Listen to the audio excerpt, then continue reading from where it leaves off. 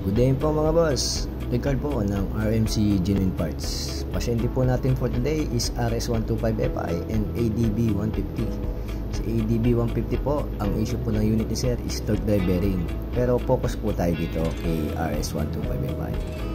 Si RS125FI po, ang issue ng unit ni sir is nag-abnormal po yung minor, may lagapak, nagbabawas ng langis at nag-uusok.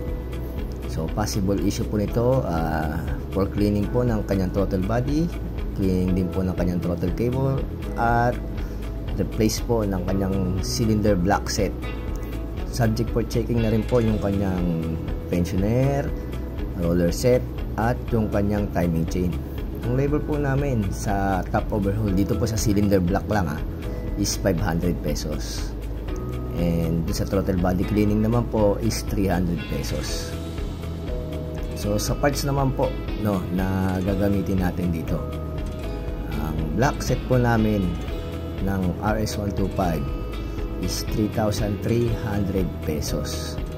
Ito po yung tinutukoy ko, hindi po kasama yung air filter. Yung air filter po is 450. Yung block set po is 3,300. Ito po mga kasama niyan: piston ring, all standard po yan piston and piston ring, bag seal 2 pieces, bisc gasket, at yung kanyang cylinder block. All genuine po yan, all standard.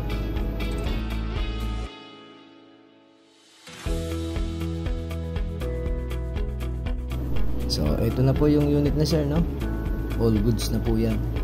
Sa mga interested po, visit na lang po kayo sa aming store along Commonwealth Avenue. So doon naman po sa mga malalayo, available naman po yan sa aming Shopee store.